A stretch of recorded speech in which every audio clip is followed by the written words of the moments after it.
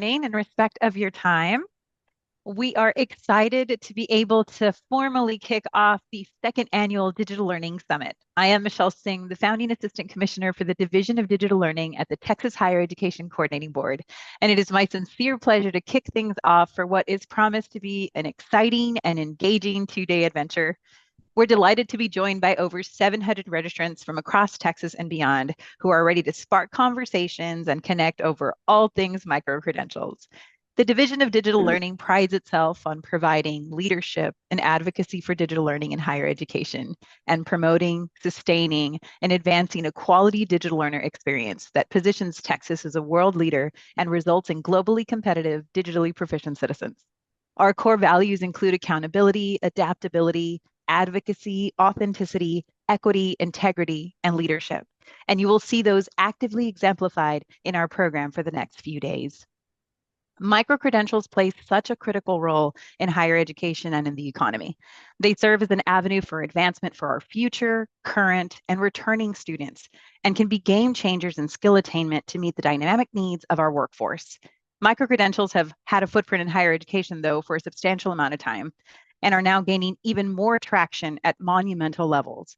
Yet, there's still clarity that institutions of higher education seek when deciding to embark in a micro-credential offering journey. From questions as basic as, what is a micro-credential, to how do we track micro-credentials? What types of micro-credentials exist? Is there a difference between co-curricular, embedded, stackable, and so forth? What does it actually mean to a student's future to have access to short-term micro-credentials? What impact does it have on their academic career journeys? And to the very real question of, this all sounds wonderful, but where do I even begin to get started? Our goal is that this summit provides an opportunity for you to learn from your colleagues and find the answers to those questions and more. But the summit is just the start of the many forthcoming opportunities that you will have access to, access that will be able to strengthen your Texas digital community throughout the year as you begin to incorporate micro-credentials in your offerings. We recently created the Micro-Credentials Learning Network with 10 institutional programs and 4 lead institutions that have been actively working together collaboratively to look at strategic implementation templates for any institution to be able to adapt. The beauty is we are providing a resource for you to really start to hone in on what it means for your particular institution to set in your journey for micro-credential development. In addition to providing a resource like a strategic implementation plan, we're getting ready to launch an OER Texas hub that will include many digital resources around the concept of micro-credentials and how you approach it, how you sustain it, and how you grow it.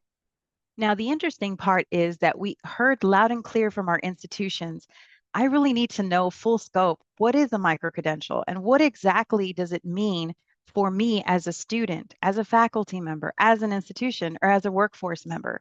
So we are creating and launching within the next month an introduction to micro-credentials on-demand online course that can be adapted to your institution's needs so that you together can collectively look at what micro-credentials mean for your particular institutions. We'll be forming community groups to harness the energy of the summit so that way the conversation can continue throughout the remainder of the year. I wanted to take this time to acknowledge the powerhouse institutional partners that we have had the honor of working with in creating the Micro-Credential Learning Network and formalizing the program for this summit. Alamo College's district under the leadership of Dr. Luke Dowden, Dallas College under Dean Devin Kodges, Houston Community College with Dr. Michael Webster, and the University of North Texas with Dr. Benjamin Brand. These institutions are responsible for the phenomenal lineup you have access to during the summit, which provides a wide array of topics and session types to meet everyone's needs. And speaking of the amazing speakers that we have brought together, I wanted to take this time to highlight the general sessions that we have in store for you. In a couple of minutes, we will get to enjoy a keynote by Robert Bajor, CEO of Micro-credential Multiverse. Tomorrow, we will hear from Dr. Philipp Schmidt, CTO for Axum, a collaborative of MIT and Harvard. And we close out our event with the voices that truly matter in the work that we do, our students, faculty, institutions, and workforce. They will provide their insights on micro-credential advancements in the state during what we're calling the Micro-Credential Ecosystem Panel.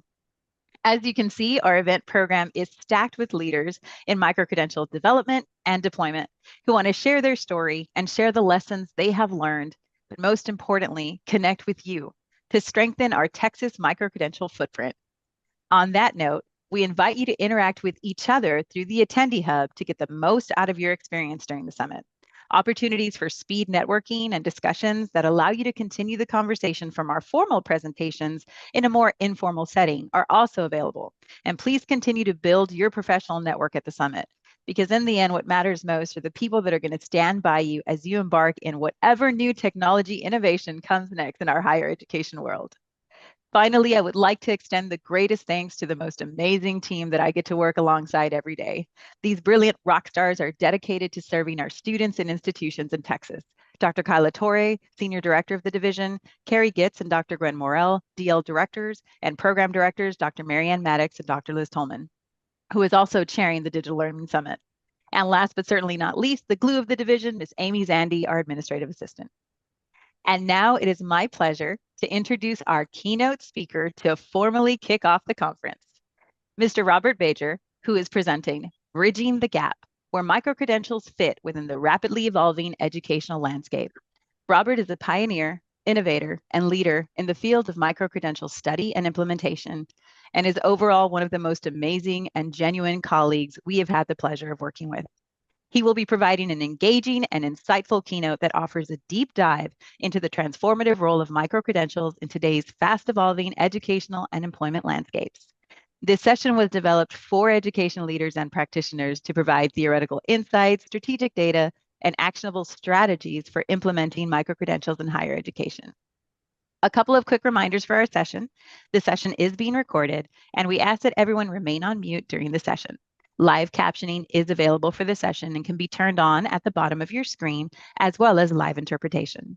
Finally, to get the most out of this session, please make sure to post questions in the chat for our speaker that we can address at the conclusion of the presentation, but also engage with one another as we begin to get involved in the keynote. The best part about this is that you're able to connect with each other to really strengthen your knowledge of micro-credentials, or at least we get to go on a journey of discovery together. All right. Now, with any other further delay, let's get this party started. Get ready to engage in a personalized opportunity to demystify the rapidly evolving world of micro-credentials and get equipped with the tools and insights needed to get our valuable micro-credential programs off the ground. Take it away, Rob. Wow, thank you, Michelle. I'm going to go ahead and share my screen, make sure that everything is working. So if I could just get like a thumbs up, you guys can see the screen. Cool, perfect. So I should have Michelle introduce me to everything. I'm actually it's completely unrelated, but I'm getting married in January. And I was just thinking, man, I should invite Michelle and have her introduce me at the wedding, get everybody all amped up. Anyways, I really appreciate you all joining me today here for this conversation. And I'm thrilled to be keynoting the Digital Learning Summit today. And I'm going to talk to you a little bit about micro-credentials.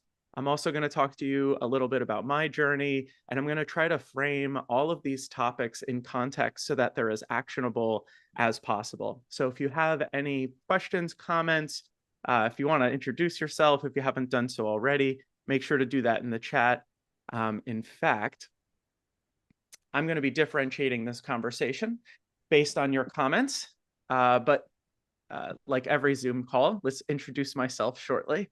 So quickly, so my name is Robert Bajor, and I'm the founder and CEO of Micro-credential Multiverse. We're a strategic advising and consulting firm that specializes in things like skills, digital badges, micro-credentials, digital wallets, skills descriptors, learning pathways, these sorts of things. And if you want to learn more information about me or my company, just go ahead to my website. We made it the simplest possible URL, which is microcredential.info. So if you want info on micro-credentials, you know where to go. All right. So let me make sure you guys see that I'm progressing through these slides. Just a little thumbs up to make sure this is all working. Cool. All right. Thanks, guys. All right. So we unite your learning experiences with career outcomes. So Micro-credential Multiverse is passionate about doing just that. So micro-credentials and skills and all these things are just vehicles for doing exactly that, for uniting the learning experiences that happen in the classroom or outside the classroom with those career outcomes that are going to help folks achieve socioeconomic mobility here in the United States and abroad. So first off, like I said, I was actually a former educator about 10 years ago. Feels like a lifetime ago. I was a high school biology teacher where I'm from, which is New Jersey. Right now, I find myself in Dallas, Texas. But if you want to introduce yourself or add any questions in the chat, like I said, I'm going to be looking at the chat. I'm going to actively modify the content of the conversation based on your questions, like any good teacher, right? So I'm going to differentiate for the audience. So let me just take a second and talk a little bit about my personal journey, because it has very much to do with the work that I'm passionate about, working with institutions on implementing micro-credential programs. So go all the way back to 2001. I was a high school student in New Jersey, and I actually went to a CTE high school. I studied architectural drafting. I was one of those kids, it was really hard to get me to sit down for any meaningful period of time unless you put something in my hands, gave me an objective, and told me to make it happen. So if I wasn't in the classroom doing that, I was in the woods doing that. I was also a Boy Scout. And on the weekends, I would go and build shelters and fires, and I would lead, scouts and competitions and things like this. And then I would go back to school and I would do official learning, right? But I couldn't really tell the difference. It all just felt like learning to me. So I graduated from high school. I got my Eagle Scout award, by the way. And if anybody asks, because everyone always asks, my Eagle Scout project was, big surprise, a database for the local library. So I didn't plant a garden or do something like that. I actually built like a piece of software for the library. Go figure. Here I am now today. So after graduating from high school, I attended a commuter school just near where I grew up. I wasn't exactly sure what I was going to study. So I went to Kane University and I majored in everything. Everyone asked me, what is your major? I'd say my major is everything. I'm interested in everything, and that's why I'm going to college. So eventually I settled on biological sciences. So despite my career track now, I actually graduated from Rutgers University with a degree in biological sciences. And while I was in college, I was actually working on research projects. I was working full-time jobs. I was always kind of hustling. And after graduating, I did what I went to school to do, which was work for a biotech firm in New Jersey. And on the weekends, because like I said, clinical ants in the pants, I was volunteering at the Liberty Science Center, which they'll tell you is in New York, but it's actually in New Jersey, which is where the Statue of Liberty is. So if you take anything away from this talk, the Statue of Liberty is actually in New Jersey. It's in Liberty State Park. Anyways, so the Liberty Science Center was, Hello. yes, hello. Hi, good morning. My name is Madeline. I'm calling from. Oh, this is a good opportunity for everyone to remember to go on mute. There's like 250 people here, so the chances of someone accidentally unmuting themselves is relatively high. I'm surprised it's taken this long. All right, so volunteering at the Liberty Science Center on the weekends. I actually won the award for the most volunteer hours. I'm really proud of that. There used to be a picture of me in the lobby of the Liberty Science Center. And I was really proud of that. That was my award. That was my recognition, was when people would walk in, they'd see my face in the picture, and then they'd probably see me somewhere, at one of the, events or something like that. So unfortunately for me, I actually really liked engaging with all the large groups of school kids that would attend the Liberty Science Center demonstrations. And I realized maybe I should be a teacher. So I pivoted through the alternate route program in New Jersey into teaching. And I thought, man, I'm doing everything that I can do for my students, but who's working for me? Who's helping me professionally develop myself and be the best teacher I can be? So I decided to start doing some computer science on the weekends and realized that there was this thing that was coming. And this is about 10 years ago. There's this thing called digital badges that's kind of happening. But I didn't really see it happening in my district. So I decided to join with the folks at Digital Promise, and we developed the first educator micro-credential ecosystem. I went on to develop another micro-credential ecosystem for the National Education Association and continued to do that work up until I got an executive job here in Dallas, Texas. And then finally, I decided to start my own company. So why did I go into all this detail about my journey? I mean, other than making you guys, more comfortable with me as an individual and understanding where I'm coming from, my story actually is not unique. So I used to think that I was the only person who just could not settle on the right job for me. But actually, the average person in the United States is going to change careers completely, different careers entirely, about 5 to 7 times during their working life. And about a third of all the Americans are going to change jobs every year. So think about that. Whatever they're doing this year, they're not going to be doing it next year.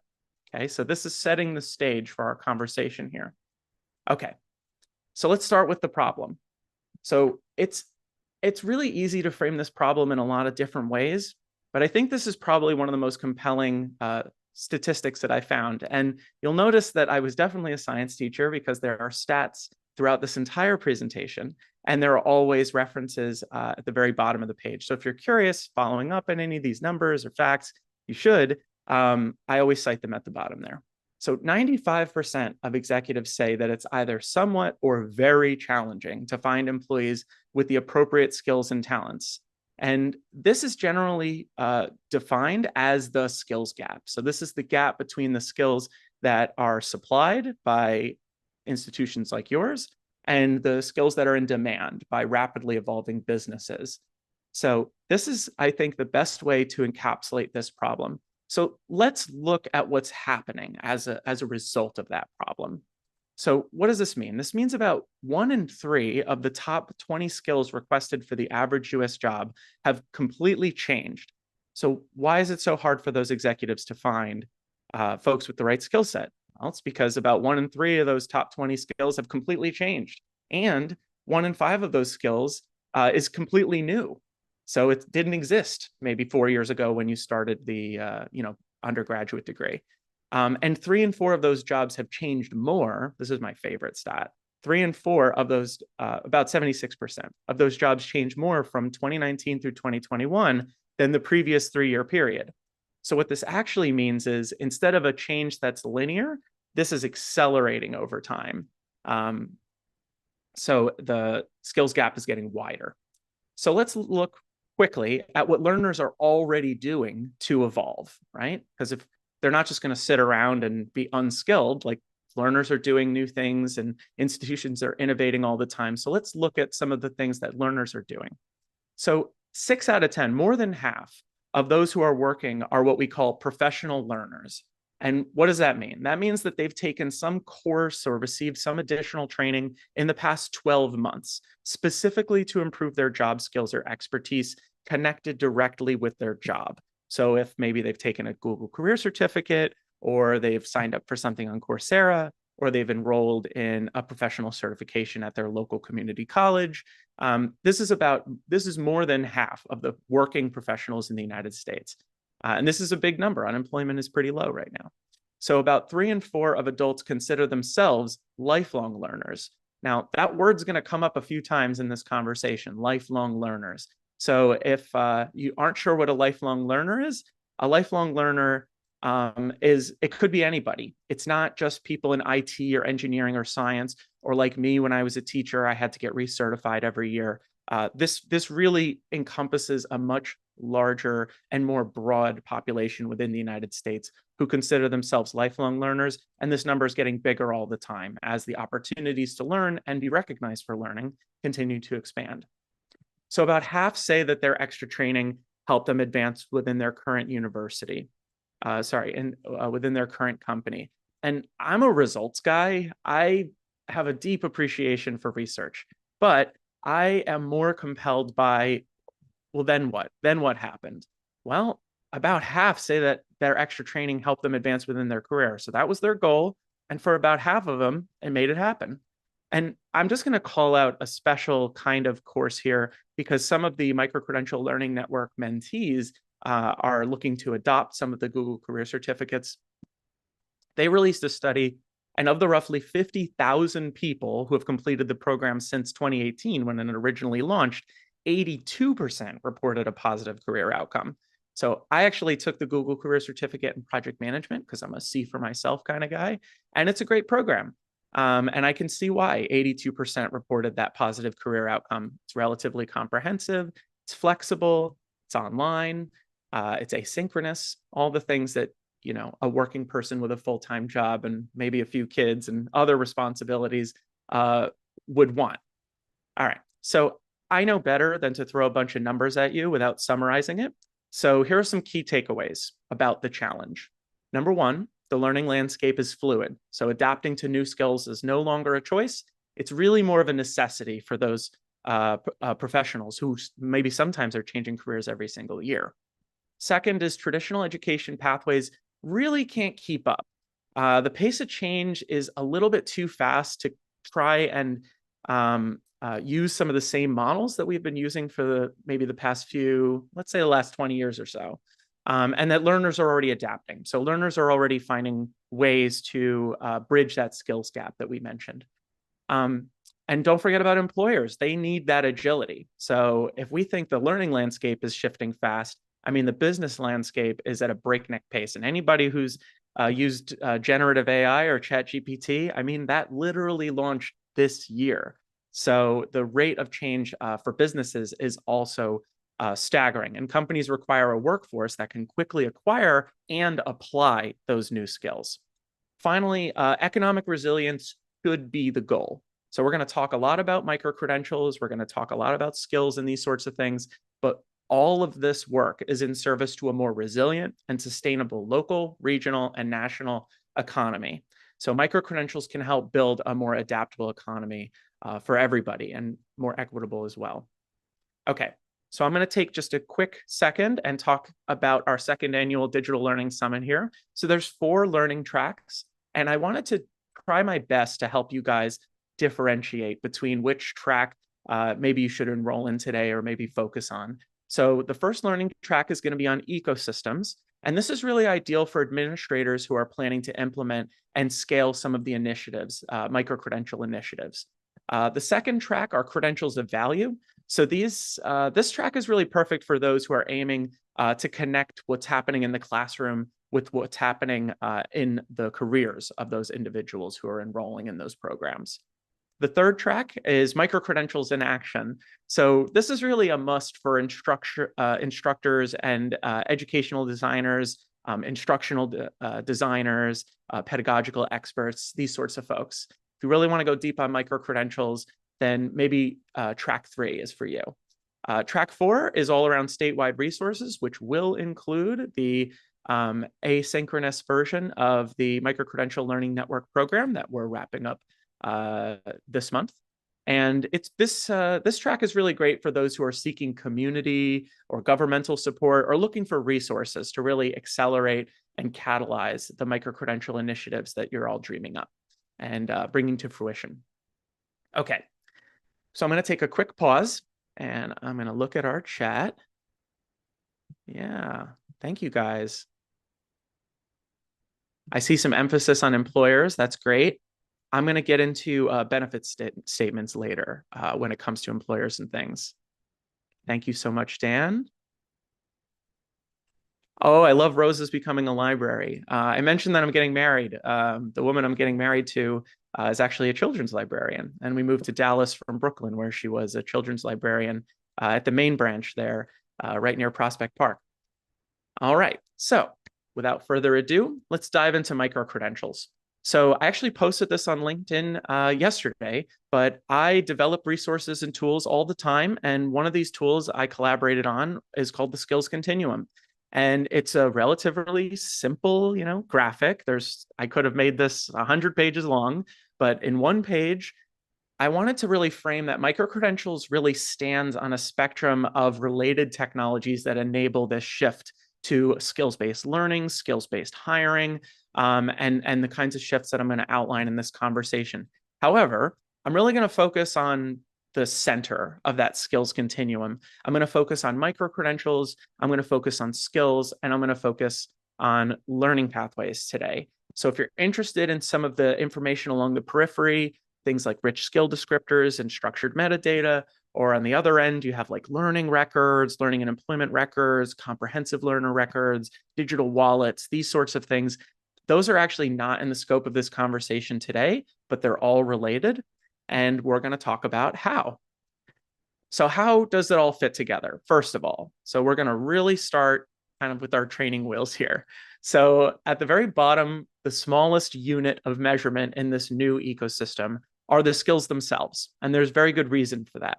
But when you take skills and you combine them into these vehicles that we call short courses or accelerators or boot camps or any kind of short form program that results in a digital badge, which we'll talk about, you have micro-credentials. And micro-credentials are just that. They're micro. They focus on just a few skills. And micro-credentials are generally connected in what we call learning pathways. So skills are kind of the smallest Lego piece. Micro-credentials sit right there in the middle, like in our spectrum. And then at the very top, we have learning pathways, which are usually sequences of micro-credentials and maybe other experiences that are connected with that learning experience towards some career outcome or goal. It doesn't have to be a career outcome or goal. It could also be an academic outcome or goal, maybe enrollment in a traditional degree program, but I'm trying to keep things simple for today. So first, what is a skill? So when I say the word skill, I mean the basic units that define an economy. Skills are supplied by or demonstrated by learners. Skills are assessed and verified by subject matter experts and demanded by or needed by employers and other recognizers in pursuit of their business goals. And the nice thing about skills is that everyone speaks the language of skills, whether it's living on a resume or a job listing or in an outcome for a program. Everyone understands the value of skills. And this is kind of the Rosetta Stone, right? This is the language that everyone is kind of speaking. So if we're going to connect them with this kind of ecosystem, it really starts with skills. So that's the what. Here's the how. Here's the who. So so skills serve as a common language for these three stakeholders. So think about it as learners or earners who are learning, earning, and sharing their skills and competencies in pursuit of some career or academic outcome. And then in the middle, you have issuers or providers of those learning experiences and credentials. And they really provide assessment. They certify demonstrations of skill and competence.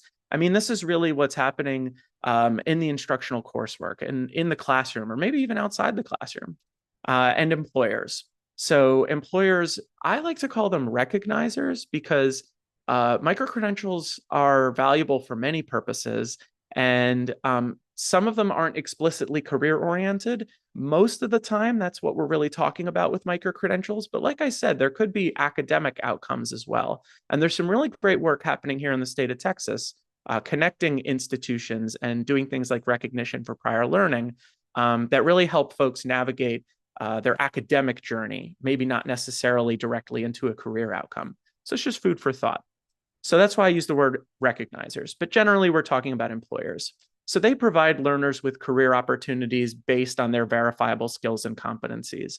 It's a basic two-sided market with the bridge in the middle being occupied by providers of those micro-credentials. So on the learner side, you have the supply side. On the employer side, you have the demand side. And then the issuer side, this is generally the bridging between those two things. So for you economics teachers out there, I'm sure you're lightly auditing me, but it's a general two-sided economy here with the bridge in the middle. Okay, so let's walk you guys through how the skills, the micro-credentials, and the learning pathways fit together. So first, let's start with one skill. And this is one of my favorite skills. This is Project Charter. I actually am, I was a PM, I had my PMP way back when, a lifetime ago, and I went through the PMI training and all these sorts of things. So I have a special place in my heart for project management. But let's start with a simple skill, Project Charter. So remember that skills are the basic units that define an economy. So Project Charter might come up in the PMI coursework. Project Charter might come up in a project management role that's that someone's hiring for. It comes up all over the place. Remember what we said, skills are kind of the translational language. Everybody speaks this language. But skills are not always super valuable in isolation. So if we take let's say we expand on that skill and we include things like initial scope or schedule, we start to see a more rich picture of what an individual might be able to do. So the experiences that they've had and how they're able to apply those experiences. So again, skills are rarely valuable on their own, but when they are combined with other skills, they really create a whole that's greater than the sum of their parts. And sometimes these are called skills libraries or skills taxonomies. And I would never use a word like skills taxonomy and not define it. So a skills taxonomy is really a structured list of verifiable skills. So when you're thinking skills taxonomies, you can think either static taxonomies that really don't change very frequently, like ONET, which I'm sure most people are familiar with. But there are also dynamically populated skills libraries like the one provided by Lightcast. And Lightcast has really developed an open source taxonomy of 32,000 plus skills gathered from hundreds of millions of online job postings, profiles, resumes, and this skills taxonomy is updated every 2 weeks. So skills taxonomies, like the skills themselves, are changing pretty rapidly. So if you're developing a micro-credential ecosystem, it's probably a good idea to explore, not just the skills taxonomy that you may be familiar with, but maybe a skills taxonomy that more directly relates with the micro-credential program that you're creating. And there's a lot of them out there, and there's some great resources. So I want to pause for a second. I was a biology teacher after all, so you're not getting out of here without me talking about some, small furry living creature. And I would like to introduce you to a wombat. It is one of my favorite creatures in nature, and it is critically endangered, which is also why I'm bringing it up. And a wombat is a little bit like a skill. Okay, in isolation, I'm sure it's very happy, but it's not exactly super effective. So what you really need is a wonder of wombats. And as you guys, I'm sure know, there are fun names for groups of animals. There's like a murder of crows and there's a clouder of cats. So I'm introducing you guys to a wonder of wombats. So a wonder of wombats is a little bit like when a bunch of skills get together and form a skills taxonomy. So if you don't leave here with any information other than what a micro-credential is and that the Statue of Liberty is actually New Jersey, you can actually use this and say, we need to be more like a wonder of wombats. So I just wanted to mention that just as a fun little analogy. Okay, so where do competencies fit in? So competencies add context to skills. So competencies are general statements that describe the desired knowledge, skills, and behaviors of a student graduating from a program. So if I say that I can do a project charter or create a project charter, what does that actually mean? And this competency statement is really valuable for employers who are verifying those skills and trying to understand how that learner has applied those skills and would likely apply those skills successfully. So I pulled this competency description from PMI, and it sheds light on what you mean when you say project charter. Learner has demonstrated the ability to formally outline a project. They ensure the project sponsors and all stakeholders are in alignment of the project, and there's other descriptors there. So how are these skills linked with the context-specific competencies? So when you take a skill like Project Charter and you associate it with a competency like the one provided by the Project Management Institute, that information can be captured in the metadata of a digital award. And I would never introduce a word like metadata without defining the term. So when I say metadata, I really mean all of the information that's baked directly into a digital badge award. So the nice thing about metadata, and you've definitely experienced it, if you've ever uploaded a photo to like Facebook or Instagram or Google Photos or anything like that, and magically the app knows what kind of camera you have and when the picture was taken and like where the picture was taken, that's all metadata. So it's the same idea. So metadata is nice because it's human readable. I can read the date, but it's also machine readable so that it can organize your photos based on when they were taken. Metadata also gives a verifier valuable context on the award. So when I say project charter, what do I mean? I mean project charter relative to the competency statement provided by PMI or maybe another organization. And finally, metadata helps support the connections between those three stakeholders and other types of labor market data in real time. So again, this is a narrow view here. This is a 0 to 60 at a rapid pace, but there's a lot more going on here. So if you have any questions about this, we have a lot of people who know a lot about this in the chat. I've seen some of them. So feel free to ask your questions, and I'm sure someone in the chat is going to give you a really good answer. But ultimately, structured metadata is the key to a scalable national model. So when we're talking about local, regional, and national ecosystems of micro-credentials that are all talking to each other and connecting with national labor market data, there really aren't enough hands in the country. You need metadata to make this happen. And this is really the role of machines. So let's take this example one step further. So where do micro-credentials come in? So we've got our group of skills. So when we take those skills and we contain them in a course, a short course, a program, maybe it's degree bearing, maybe it's not degree bearing, maybe it's a professional certificate, maybe it's online, maybe it's not online, maybe it's in person, maybe it's a hybrid course. The format doesn't exactly matter. What really matters is that you're focusing on just a few skills that are specifically related with an intended career outcome. And micro-credentials are just one type of vehicle for capturing and communicating those skills and competencies that a learner may demonstrate over their lifelong learning journey. So there's that word again. Okay, so now the moment you've all been waiting for. What is a micro-credential? What's funny about the definition of a micro-credential is that there isn't just one of them. This is an innovative, emerging technology, and there are a lot of folks with strong opinions about what a micro-credential is or is not. So one of the things my company did early on was it took about 27 of these definitions by UNESCO and organizations around the world, and we kind of combined them and took the hits, the best of. This is really what matters for the purpose of this conversation. So number one, a micro-credential is a certification of assessed learning that is additional, alternate, complementary to, or a formal component of a formal qualification. So, and don't worry, I'm going to break that down.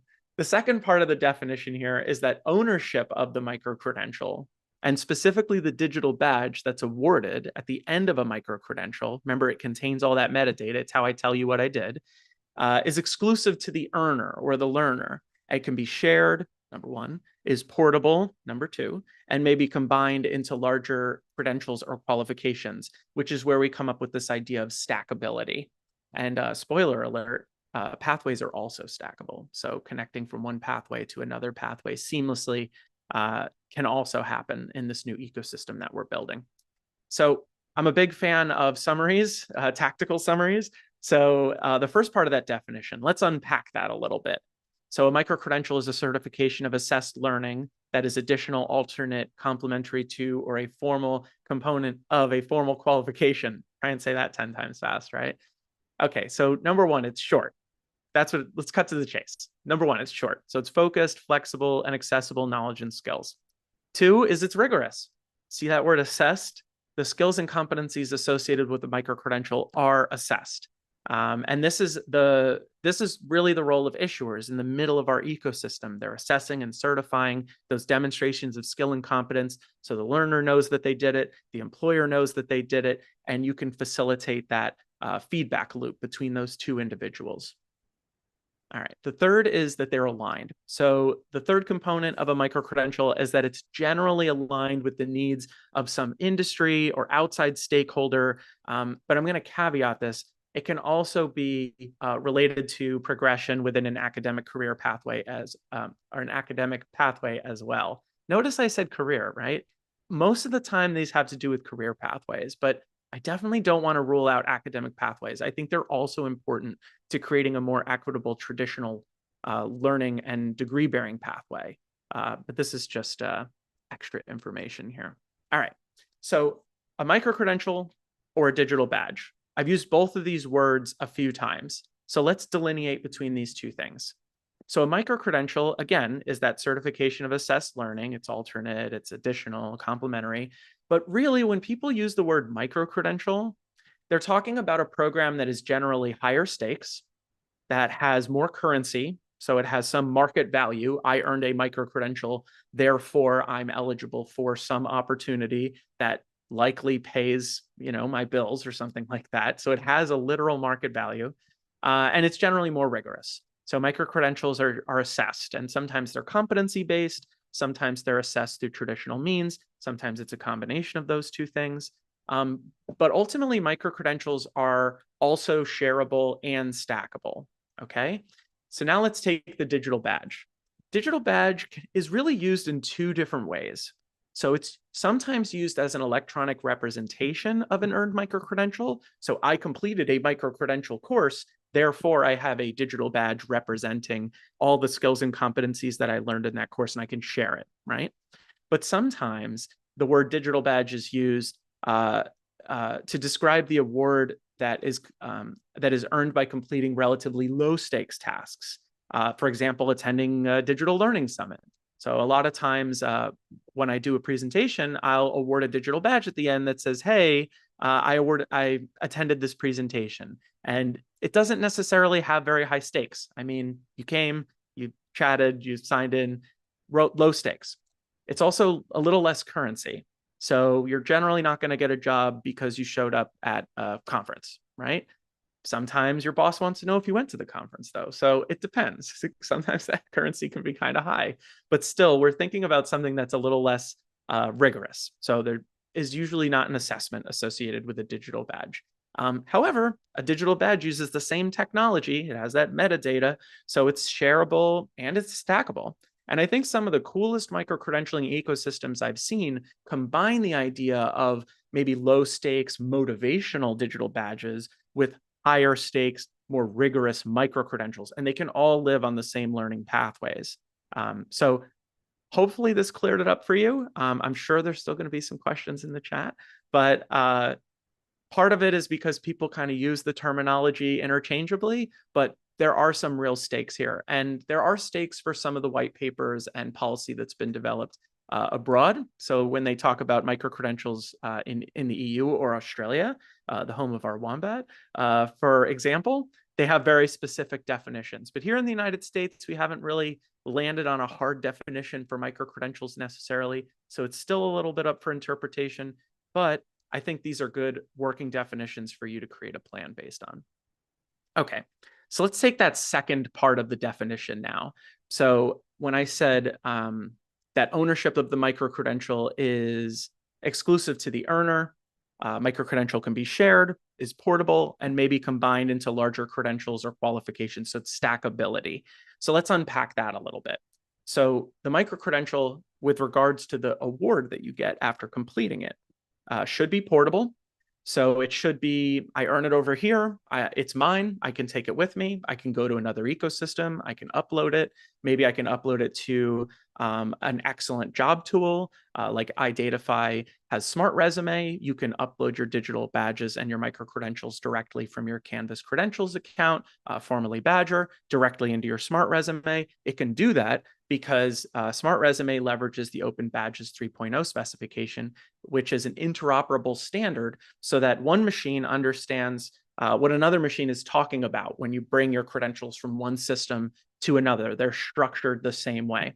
And there's really two dominant schemas, they're called. One is Open Badges, which you may have heard about. The other is verifiable credentials. And there's actually a lot of interoperability between those two schemas. So it's not like Google or Android and Apple, right? You're kind of locked into an ecosystem. So even between those ecosystems, there's some communication, which is exciting as well. And then finally, all this technology makes the micro-credentials verifiable, meaning that if I take my micro-credential after being awarded from a course and I go apply for a job, my future boss can verify that credential and say who earned it, what did they do to earn it, and why is it important? Okay, cool. So I wanted to spend a lot of time on that, micro-credential definitions. Okay, so last we left our heroes, we have our first pathway. So remember, we have those skills, that initial scope, project charter, schedule. We're going to say that we're putting that in one micro-credential and we're connecting it to a second micro-credential. Identifying risks and quality standards is what we're calling it. And maybe it contains those skills, lists of risks, quality standards. So I think you guys can see where we're going with this. So if we combine these three micro-credentials together, a project management organization might call this pathway project initiation, because these are actually the first three steps of the project management stages. So what is a learning pathway? We just used the word learning pathway. What do we mean? We really mean a structured and sequenced series of educational experiences that are designed to enable learners to acquire a set of skills or competencies.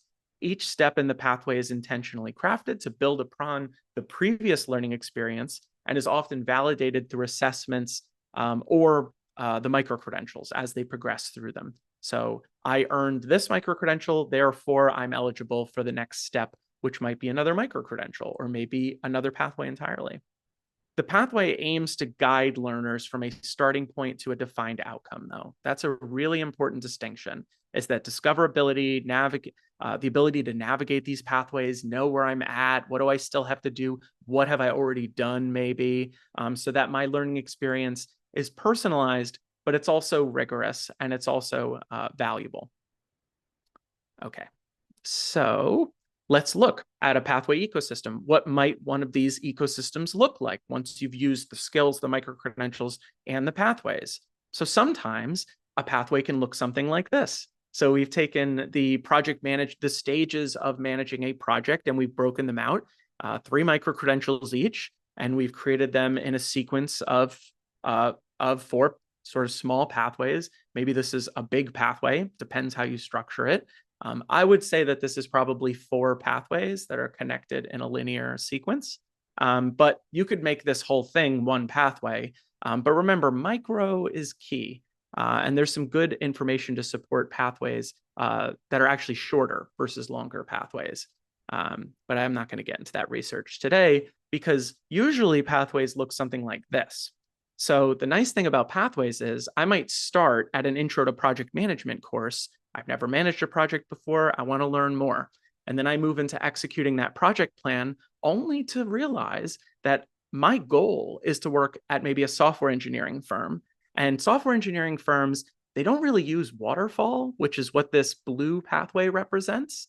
They really use agile. So after I learn how to execute my project plan, I might learn how to implement that program using agile.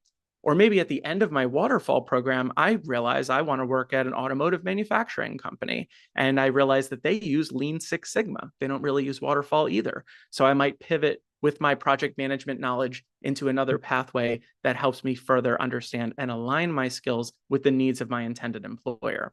So that's what they usually look like. I'm just going to spend a quick minute and talking about some benefits. So these are just 3. There are plenty of benefits, but ultimately learners benefit from this model by making their experience more personal. It results in shareable awards that provide learners the ability to share on places like social media, professional networks. You've probably seen this on LinkedIn. And then the third is that they're verifiable. So they don't have to go back to the institution and say, is this valid? They can verify the micro-credential really when it's being offered or presented to the employer. Speaking of employers, how does this ecosystem benefit them? So first off, skills-based hiring is something that is growing in popularity for a number of reasons. It's likely starting with strategic sectors of the US economy for competitive reasons, but I would argue that most sectors are really destined for this more dynamic and agile approach to teaching, learning, recognizing, and pursuing careers. The second real benefit here for employers is reducing their costs.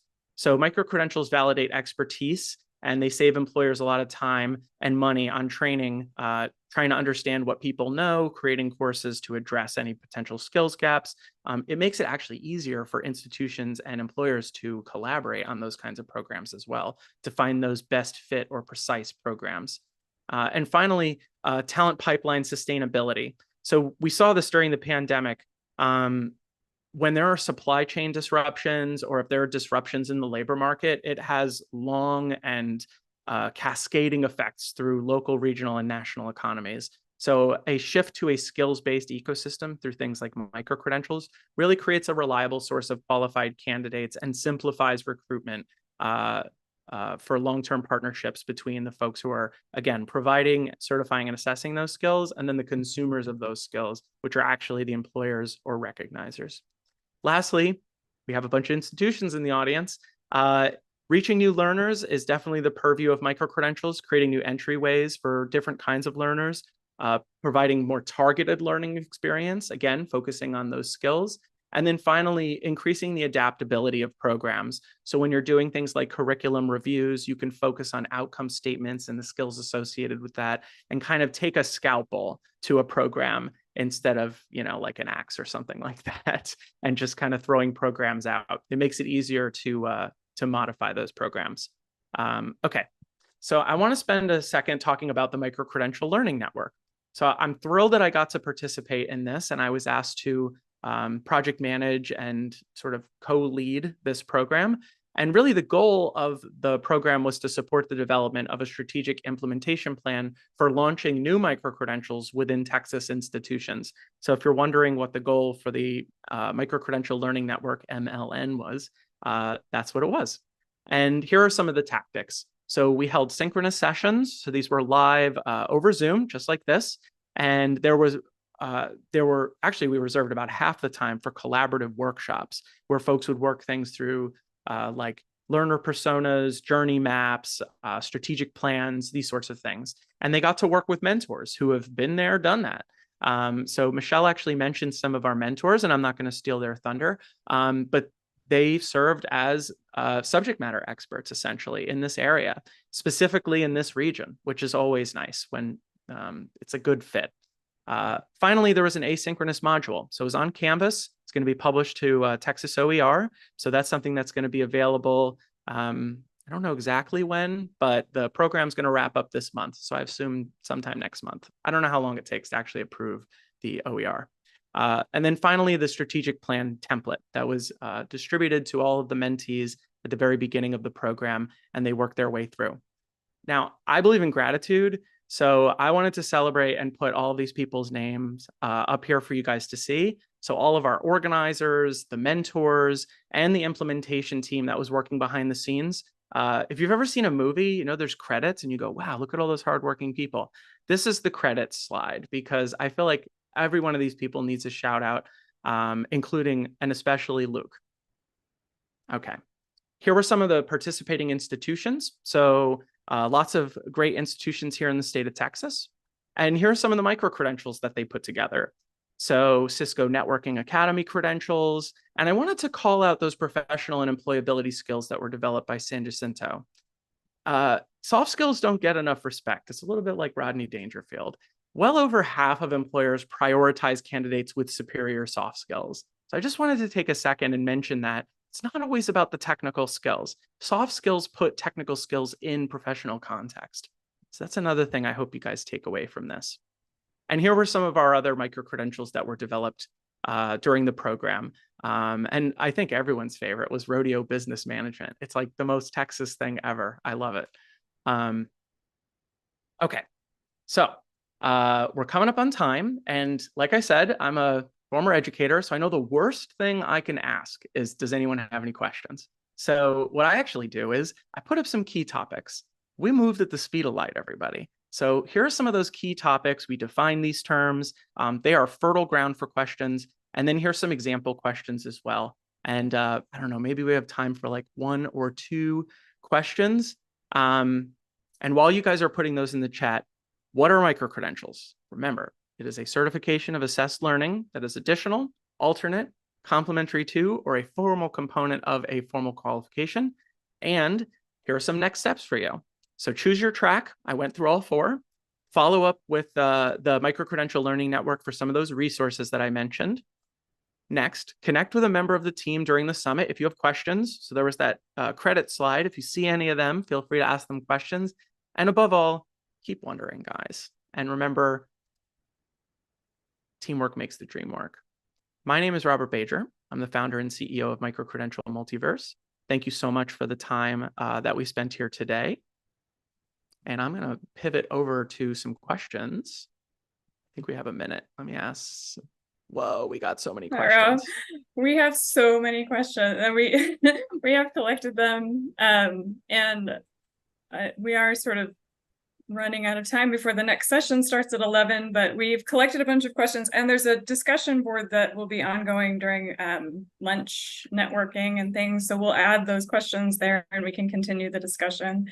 I want to thank you so much, Rob. That was really enlightening, and also had wombats. So, I mean, what more could you ask for? So thank you so much. And we look forward to seeing everyone else in the next sessions.